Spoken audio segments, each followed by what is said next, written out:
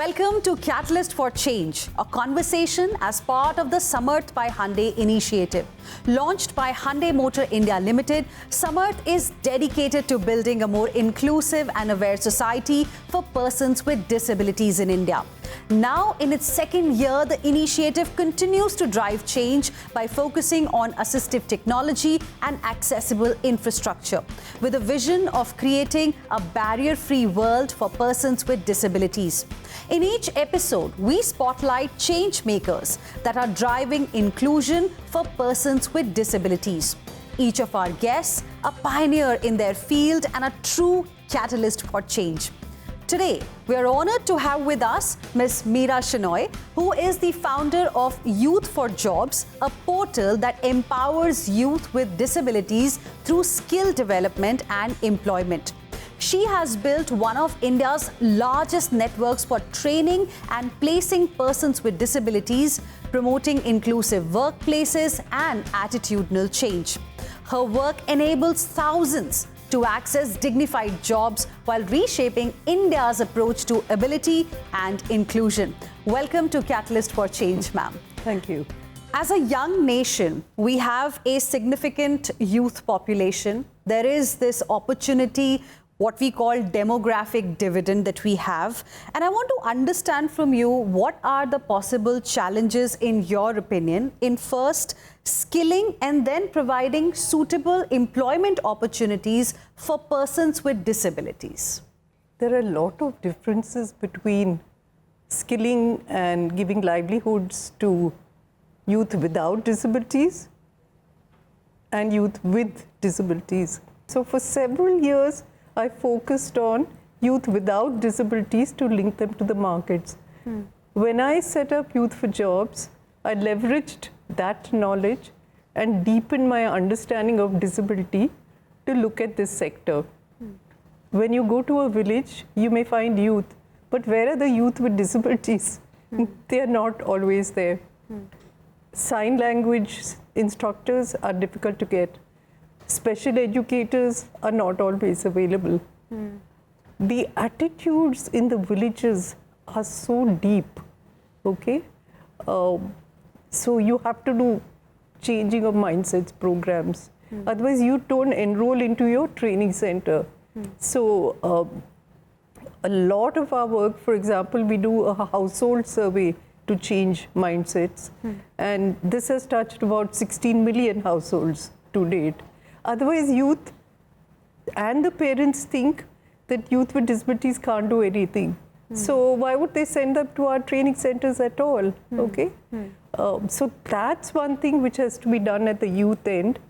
And then at the company's end, of course, you have to do a lot of changing unconscious biases, changing their mindsets. And we have a whole series of workshops which we do for them.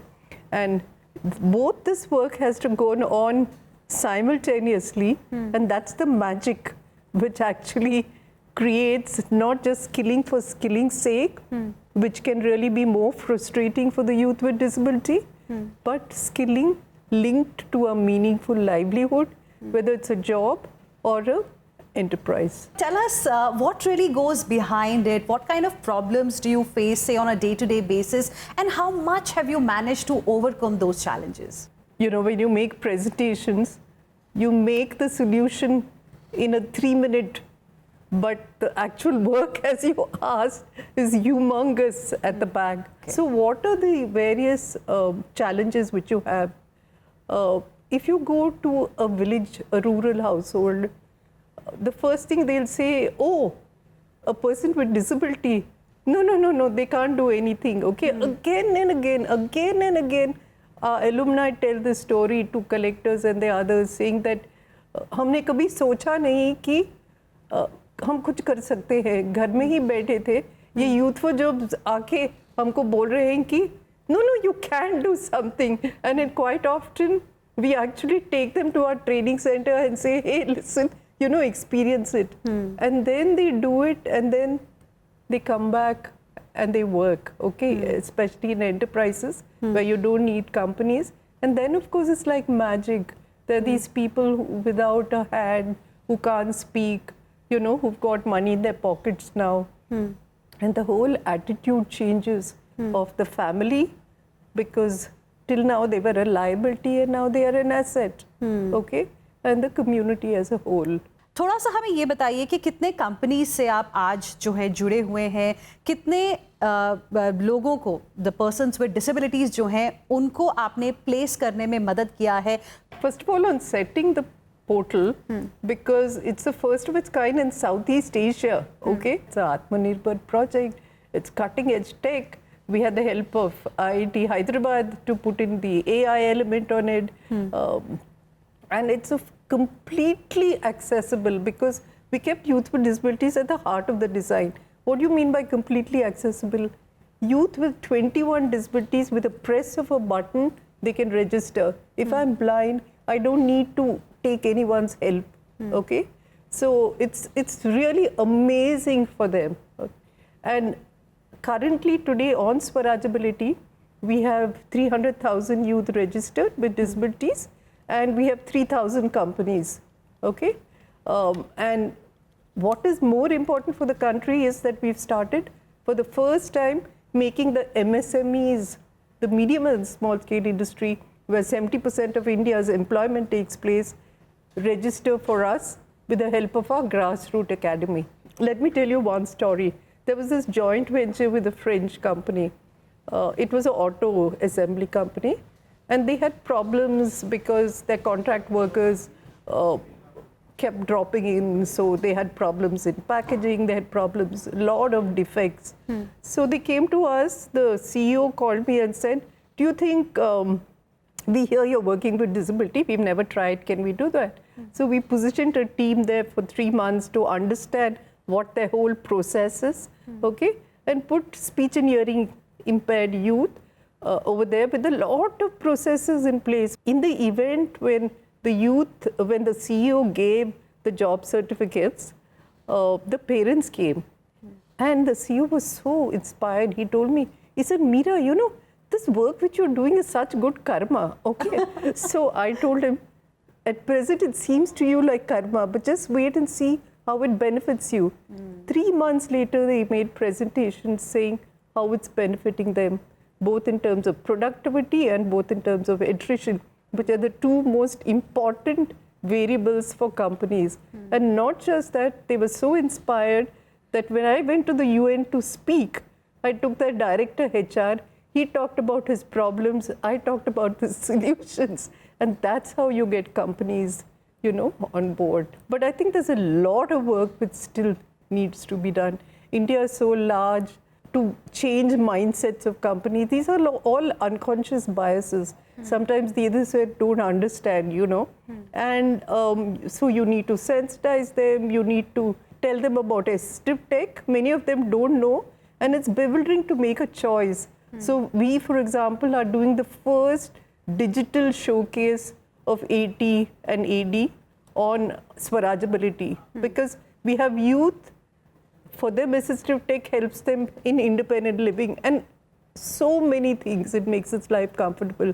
For the companies, they need it to make the youth more productive.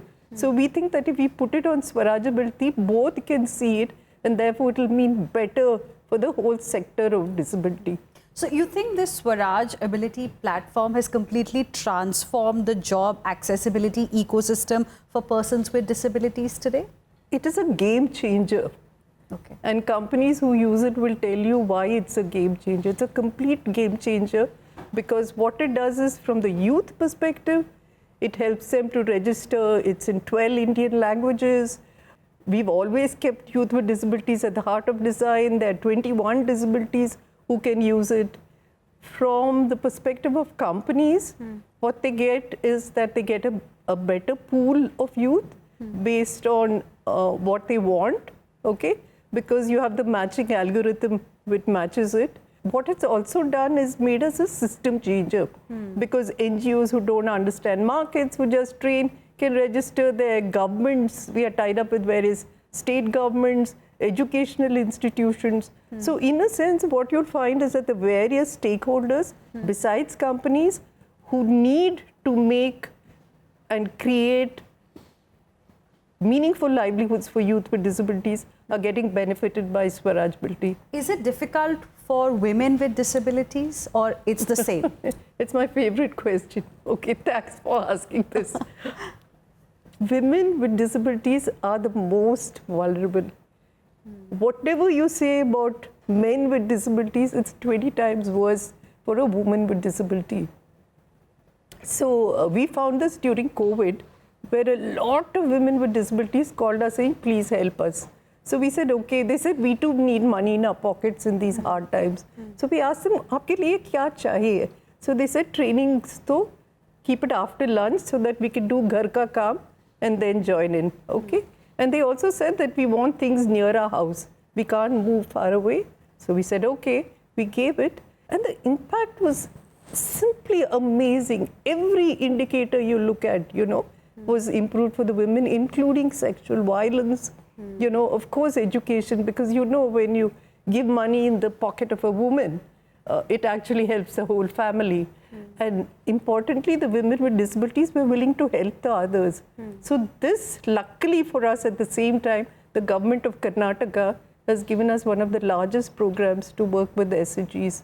And the program is to sensitize the SHGs to disability and to give them livelihoods. Last thoughts on, your message basically to government bodies, organizations to promote inclusivity, inclusive hiring.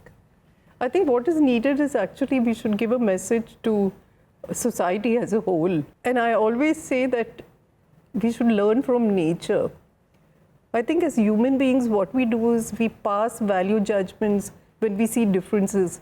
We say, moti hai, patli hai, ye khat nahi hai, aankh nahi hai. And in villages, it's worse. They call them anda, gunga, because of the attitudes. But on the other hand, all of us trek, we go for walks, and we see all these differences in nature. Some leaves are yellow, some leaves are green, some trees, they don't have any leaves. That and we makes say, it beautiful. Beautiful, beautiful, beautiful. So why can't we, as we look at nature without any biases, also look at human beings? Well, thank you very much, Ms. Shenoy. With that beautiful thought, we'd like to wrap up this discussion. And in the months ahead, viewers, we will be talking to more such catalysts who continue to change the narrative for persons with disabilities, creating a barrier-free world and a Samarth society. Thank you for tuning in to Catalyst for Change, a special conversation as part of the Samarth by Hyundai initiative.